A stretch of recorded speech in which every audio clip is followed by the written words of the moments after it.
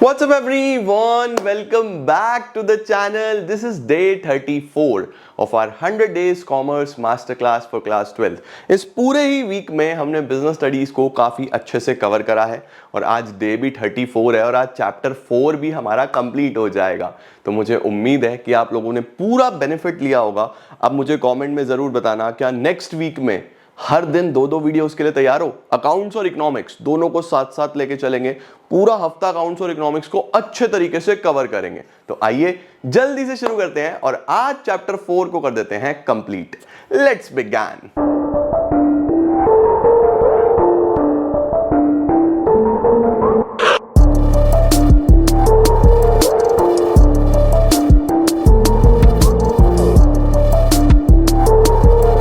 तो स्टार्ट करने वाले हैं बच्चों हम बचे हुए दो टॉपिक्स। जो हमारा सबसे पहला टॉपिक है आज वो है प्लानिंग प्रोसेस।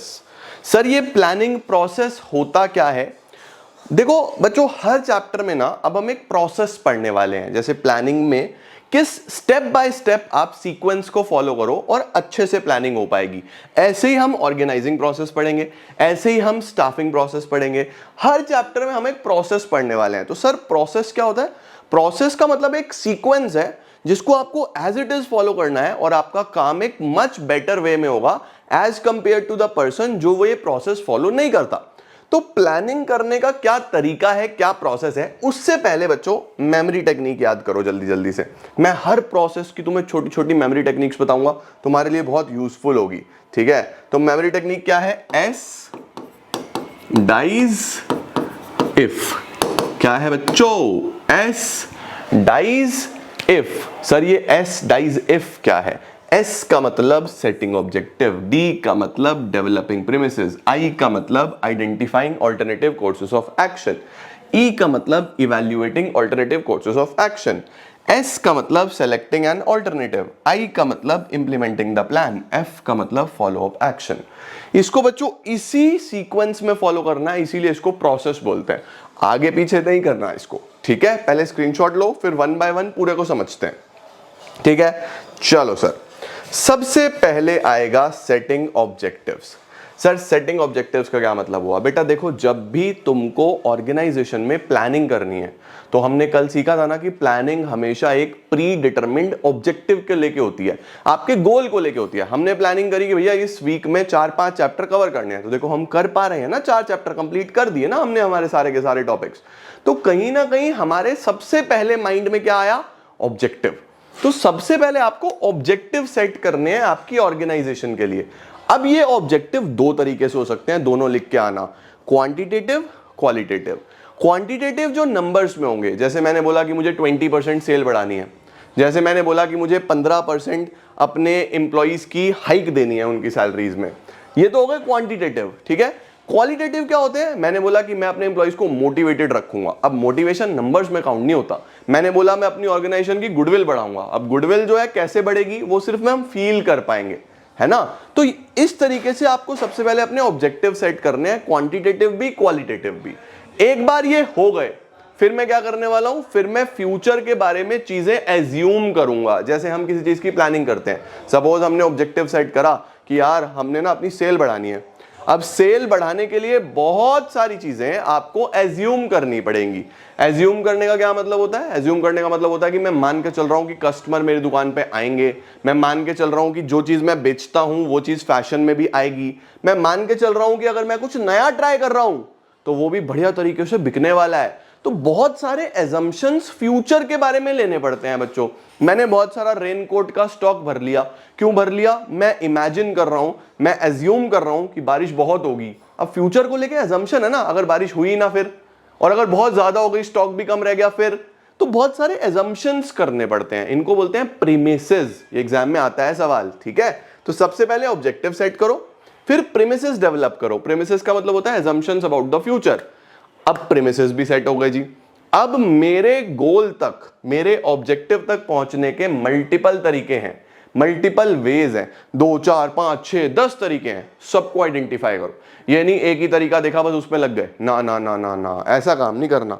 सभी को आइडेंटिफाई करो। सारे के सारे जो आपके ऑल्टरनेटिव्स हैं उनको आइडेंटिफाई करो। तो इसको क्या बोलते हैं? Identifying alternative courses of action. Courses का मतलब होता है चीजों को अचीव करने के तरीके, ठीक है। तो सबसे पहले क्या करना है? You have to set objectives. Objectives में क्वालिटेटिव भी क्वांटिटेटिव भी। फिर आपको फ्यूचर के बारे में चीजें एज्यूम करनी पड़ेगी, क्योंकि फ्यूचर किसी को नहीं पता, बट तैयारी तो करके चलनी पड़ेगी, तो अजम्पशंस लो। उसके बाद आपको क्या करना है? ऑल्टरनेटिव कोर्सेज आइडेंटिफाई करने हैं। ऑल्टरनेटिव कोर्सेज का मतलब होता है ऑल्टरनेट वेज आपके गोल को अचीव करने के। जैसे मैंने यहां पे लिखा कि अगर मेरा ऑब्जेक्टिव है कि सेल बढ़ानी है, तो सेल कैसे कैसे बढ़ सकती है? ज्यादा प्रोडक्ट्स ऐड करो, डिस्काउंट दो, खर्चा बढ़ाओ एडवर्टीजमेंट पे, अच्छे सेल्समैन लेके आओ। तो बहुत सारे तरीके हैं ना सेल बढ़ाने के, मैंने सारे एक जगह लिख लिए। इसको बोलते हैं आइडेंटिफाई कर लेना। अगले स्टेप में बच्चों इनको डीपली पढ़ेंगे, एक एक को अच्छे से पढ़ूंगा, स्टडी करूंगा, देखूंगा किसमें सबसे ज्यादा बेनिफिट्स हैं, किसमें सबसे कम नेगेटिव्स हैं। तो जिसमें सबसे ज्यादा बेनिफिट्स होंगे और सबसे कम नेगेटिव्स होंगे, देखो पॉजिटिव्स और नेगेटिव सब में होते हैं, है ना। अगर मेरी कोई चीज अच्छी है तो मेरे में कुछ ना कुछ बुराई भी होगी, राइट, सब में होते हैं। तो कहीं ना कहीं बेटा जी हम ये एक ऐसा ऑल्टरनेटिव ढूंढेंगे जिसमें ज्यादा से ज्यादा पॉजिटिविटी हो, राइट। तो हमें क्या करना है? अब इनको इवैल्यूएट करना है। आइडेंटिफाई करने के बाद इवैल्यूएट करना है। इवैल्यूएट का मतलब होता है डीप स्टडी करना, उनको अच्छे से गहराई तक पढ़ना, ठीक है। फिर जो बेस्ट ऑल्टरनेटिव होगा, मुझे लगेगा यार डिस्काउंट, फॉर एग्जांपल मुझे लगा कि डिस्काउंट सबसे बढ़िया तरीका है, उसको सेलेक्ट कर लो। हमने पढ़ा था ना प्लानिंग इन्वॉल्व्स डिसीजन मेकिंग। देखो अब डिसीजन लेने की बारी आ रही है, तो हमने क्या करा? हमने एक बेस्ट ऑल्टरनेटिव को सेलेक्ट कर लिया। एक बार बेस्ट ऑल्टरनेटिव आ गया, बेस्ट ऑल्टरनेटिव आ गया, फिर क्या करो? उसको इंप्लीमेंट करो, उस चीज पे काम करना चालू करो कि ठीक है यार अब ये प्लान आ गया, now let's implement this plan. क्योंकि आपने सिर्फ प्लानिंग पेपर पे करी, उसका मजा नहीं आएगा भाई। अगर तुम्हें लगा डिस्काउंट बेस्ट है तो डिस्काउंट देना चालू करो, उस प्लान पे काम करना शुरू करो, इंप्लीमेंटेशन करो। इंप्लीमेंटेशन का मतलब उसको स्टार्ट करना, और उसके बाद इंप्लीमेंटेशन के बाद क्या होता है बच्चों? फॉलो अप लेना। फॉलो अप का मतलब टाइम टू टाइम देखना कि ठीक से चीजें हो रही हैं या नहीं हो रही हैं, इसको बोलते हैं फॉलो अप लेना। तो planning is a continuous process. तो मैनेजर का जॉब सिर्फ सिंपली प्लान को एक्शन में डालना नहीं है, उसको मॉनिटर भी करना है कि वो ठीक से हो रहा है या नहीं हो रहा है, समझे। तो ये है पूरा एस डाइज इफ, जिसमें हमने सबसे पहले करा setting objective, then developing premises, then identify करे अलग अलग तरीके, फिर उनको इवैल्यूएट करा, then we select an alternative जो बेस्ट हो, फिर इंप्लीमेंट करा, and then follow up action. ठीक हो गया बेटा जी। अब हमारे पास आखिरी टॉपिक आता है कि प्लान क्या होता है और कितने तरीके के प्लान्स होते हैं। तो भाई प्लान क्या है? प्लान बच्चों एक फ्रेमवर्क है। प्लान एक पेपर पे हुआ हुआ आर्टिकल है जो मुझे मदद करेगा कि मैं अपने गोल्स कैसे अचीव करूं। तो what is a plan? Plan is a document that outlines how goals are going to be met. Plans दो तरीके के होते हैं बेटा, एक होते हैं सिंगल यूज, एक होते हैं स्टैंडिंग।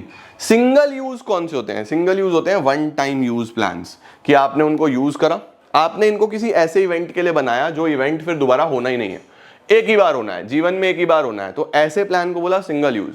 बट जो इवेंट्स बार बार होते रहते हैं, उनके लिए जो आप प्लान्स बनाते हो उसको बोलते हैं हम स्टैंडिंग प्लान्स, कि एक बार बनाया फिर वही प्लान कई बार चलेगा। तो standing plans are also known as repeat use plans. They are made once but can be modified from time to time. अब सिंगल यूज क्या है? एक ही बार यूज होते हैं। किस लिए बनाए जाते हैं? किसी स्पेसिफिक सिचुएशन के लिए बनाए जाते हैं। जब वो सिचुएशन खत्म हो जाएगी तो ये डिस्कार्ड भी हो जाएंगे, है ना। Every time a new plan is prepared for a new situation. कोई नया सिचुएशन होगा तो नया प्लान बनेगा। जैसे अगर हमें बजट प्लान करना है, बजट, आपकी कोई ट्रिप है, तो हर बार का बजट अलग होगा ना। बजट भी एक टाइप ऑफ प्लान ही तो है, हर बार का बजट अलग हो, हर बार आप प्रोग्राम अलग बनाओगे, हर बार आप कोई ना कोई अलग प्रोजेक्ट पे काम करोगे। तो चाहे प्रोजेक्ट हो, बजट हो, प्रोग्राम हो, ये बच्चों सिंगल यूज होते हैं। अब बार बार वाली चीजें कौन सी हैं? बार बार वाली होती हैं हमारे पास जैसे पॉलिसीज। हमारी ऑर्गेनाइजेशन की पॉलिसी है नो रिफंड नो रिटर्न। तो नो रिफंड नो रिटर्न क्या है भाई? हमारे कस्टमर परेशान करते थे बार बार, तो हमने क्या करा? पॉलिसी बना दी नो रिटर्न नो रिफंड। एक बार बनाई, लाइफ टाइम उसको फॉलो करेंगे, तो बार बार यूज हो रहा है ना, तो ये एक स्टैंडिंग प्लान है। ऐसे ही प्रोसीजर, जो प्लानिंग प्रोसीजर है, हर बार सेम ही चलेगा। ऐसे ही रूल, कोई नियम है आपके ऑर्गेनाइजेशन का, हर बार सेम ही चलेगा, इसको स्टैंडिंग बोलते हैं। ये रेकरिंग प्लान्स हैं, ठीक है, स्टेबल होते हैं ये, और ये गाइडलाइंस हैं स्मूथ फंक्शनिंग के लिए। ठीक हो गया बेटा, जल्दी से इसका स्क्रीनशॉट लो, और ये वाली जो लाइन है ना आखिरी वाली, इसको अच्छे से एक जगह लिख लेना, क्योंकि ये सारे टाइप्स ऑफ प्लान्स अब हम पढ़ने वाले हैं। तो तुमको पता होना चाहिए कि कौन सा सिंगल यूज है, कौन सा स्टैंडिंग है। हम इन सब प्लान्स को डिटेल में पढ़ने वाले हैं, एक बार स्क्रीनशॉट लेके रख लो। डन। देखो अब आगे क्या दिया हुआ है। सिंगल यूज और स्टैंडिंग का एक डिफरेंस है, वो पीछे फीचर्स से ही बन जाएगा, इसका स्क्रीनशॉट ले लो, रीड ओनली आपको एक बार पढ़ लेना है बस। अब आ रहे हैं टाइप्स ऑफ प्लान्स। सर कितने तरीके के प्लान्स हैं बच्चों? टोटल 8 तरीके के प्लान्स हैं। सर इनका मेमोरी टेक्निक्स पीपीपी रोम्बस। क्या मेमोरी टेक्निक है बेटा इसका? PPP rhombus. PPP rhombus, policy, procedure, program, rules, objective, method, budget, strategy. PPP rhombus, policy, procedure, program, rules, objective, method, budget, strategy. ठीक है, इन सभी को डिटेल में पढ़ते हैं। आओ भाई स्क्रीनशॉट लो जल्दी जल्दी से। ले लिया बच्चों? चलो सबसे पहले आ रहा है हमारे पास ऑब्जेक्टिव। अब ऑब्जेक्टिव तो सब समझते हैं। Objective as a type of plan क्या है? ऑब्जेक्टिव में आप क्या प्लानिंग करते हो, किस चीज की प्लानिंग करते हो? आपका गोल। जैसे हमने प्लान किया था कि इस हफ्ते बिजनेस स्टडीज अच्छे से कवर करेंगे, हमने अच्छे से कवर करा। तो ऑब्जेक्टिव क्या है? The end points which are numerically express that management seeks to achieve. जैसे सेल बढ़ाना 10%, है ना। अब ऑब्जेक्टिव जो है गाइड होते हैं पूरे ऑर्गेनाइजेशन के लिए, सारी एक्टिविटीज ऑब्जेक्टिव्स के टुवर्ड्स ही होते हैं। और ऑब्जेक्टिव कौन सेट करता है? टॉप लेवल सेट करता है। दूसरा टाइप ऑफ प्लान दिया हुआ है स्ट्रैटेजी। बच्चों स्ट्रैटेजी हमेशा ध्यान रखना, स्ट्रैटेजी एक ऐसा प्लान होगा जो आपके कॉम्पिटिटर के अगेंस्ट होगा और आप दूसरों से आगे बढ़ना चाहते हो अपनी स्ट्रैटेजी से, है ना। ये एक ब्लूप्रिंट होता है बिजनेस का जो बताता है कि कैसे आपको बिजनेस चलाना है ताकि आप दूसरों से आगे निकल जाओ। तो स्ट्रैटेजी हमेशा अगेंस्ट अ कॉम्पिटिटर होगी, इस बात का ध्यान रखना। तो ये काफी डिटेल्ड कॉम्प्रिहेंसिव प्लान होता है। ठीक है, स्ट्रैटेजी में हम लॉन्ग टर्म ऑब्जेक्टिव सेट करते हैं, स्ट्रैटेजी में हम एक particular course of action adopt करते हैं और रिसोर्सेज को भी एलोकेट करते हैं, बांटते हैं कि क्या हम स्ट्रैटेजी यूज करने वाले हैं ताकि हम अपने रिसोर्सेज का बेस्ट यूटिलाइजेशन करें। जैसे कौन सा एडवर्टाइजिंग मीडिया हम चुनने वाले हैं, हम ऐड कहाँ पे करने वाले हैं, इंटरनेट पे, अखबार में, अलग अलग बोर्ड्स पे। तो ये मेरी स्ट्रैटेजी हो सकती है ना। इसी तरीके से सेल्स प्रमोशन कैसे करने वाला हूं मैं, राइट। तो ये सब बच्चों स्ट्रैटेजीज हो सकती हैं। Strategy is influenced by business environment. मेरे आसपास कैसा एनवायरनमेंट है, मैंने बोला ना कॉम्पिटिटर के अगेंस्ट चलता है हमेशा। स्ट्रैटेजी से आपके फ्यूचर डिसीजन मेकिंग भी इंपैक्ट करती है। आप फ्यूचर में कैसा डिसीजन लेने वाले हो ये डिपेंड करता है कि आपकी स्ट्रैटेजी क्या है। जैसे आपकी स्टडी ऑब्जेक्टिव नहीं होते, स्टडी स्ट्रैटेजीज होती हैं कि मैं ऐसे पढ़ूंगा तो सबसे आगे निकलूंगा, है ना बच्चों। चलो sir, then we have policy. Policy क्या होता है बच्चों? पॉलिसी नालायको जनरल सॉल्यूशन होता है कुछ प्रॉब्लम्स का। जैसे हमने बोला कि हमारे ऑर्गेनाइजेशन में बार बार कस्टमर रिटर्न करने आते थे कपड़े, हम कपड़ा बेचते हैं, रिटर्न आता है, तो हमने बोला नो रिटर्न पॉलिसी। रोज की सिरदर्दी से बचने के लिए हमने एक पॉलिसी बना दी, हमने एक सॉल्यूशन बना दिया, हमने कहा भैया रिटर्न नहीं होगा, ना रिफंड होगा, है ना। तो लोगों की अलग अलग पॉलिसीज होती हैं कि sir no return policy, no exchange policy, no refund policy. ये पॉलिसीज क्या है? पॉलिसीज बेटा जनरल गाइडलाइंस होती हैं जो थिंकिंग को डिफाइन करता है कि ऑर्गेनाइजेशन का थॉट प्रोसेस क्या है ना। इससे डिसीजन मेकिंग आसान होता है और एक्शन आसान होता है। जैसे किसी स्कूल की एडमिशन पॉलिसी, किसी ऑर्गेनाइजेशन की रिक्रूटमेंट पॉलिसी। सर रिक्रूटमेंट क्या है? कि वो एम्प्लॉय को हायर कैसे करते हैं, ठीक है। Pricing policy. अब पॉलिसी आप क्या ध्यान में रखते हुए बनाते हो? अपने ऑब्जेक्टिव्स। पॉलिसीज मैनेजर्स को गाइड करती हैं कि कैसे काम करना है, ठीक है ना। इसके बाद आता है बेटा प्रोसीजर। प्रोसीजर भी एक तरीके का प्लान ही तो है। जैसे हमने प्लानिंग प्रोसीजर पढ़ा, अभी पढ़ा ना पूरा, कि सीक्वेंस है, ऐसे ऐसे करना है आपको। किसी कॉलेज का एडमिशन प्रोसीजर, फॉरेन जाने का प्रोसीजर। तो प्रोसीजर हमेशा क्या होगा? सीक्वेंस होगा जिसको आप तोड़ नहीं सकते, आपको वैसे ही फॉलो करना है। तो क्या लिखा हुआ है? These are required steps established in advance to handle future conditions. Sequence is to be followed by all the employees. जैसे प्रोसीजर फॉर एडमिशन, है ना, सबके लिए कॉमन होता है बेटा। अब प्रोसीजर क्या है? सीक्वेंस, जिसको आपको फॉलो करके चलना पड़ेगा। जनरली इनसाइडर्स के लिए होता है, कोई बाहर वाला हमारा प्रोसीजर क्यों फॉलो करेगा, है ना। और क्रोनोलॉजिकल ऑर्डर में होता है, क्रोनोलॉजिकल मतलब डेट वाइज। बढ़िया सर, 4 प्लान्स पढ़ लिया हमने। उसके बाद we have method and rules. Sir method और रूल्स क्या है भाई? मेथड किसी भी काम को करने का तरीका, वे, जैसे मेरा पढ़ाने का तरीका, वो मेथड है ना। तो मेथड क्या हो सकता है? किसी भी टास्क को, किसी भी काम को करने का तरीका। Method vary from task to task. Selection of right method saves time, money and increases efficiency. अगर आपने सही मेथड चुना तो आपका समय बचेगा, एफिशिएंसी आएगी, पैसा बचेगा, वेस्टेज नहीं होगा, है ना। तो सही मेथड चुनना बहुत इंपॉर्टेंट है।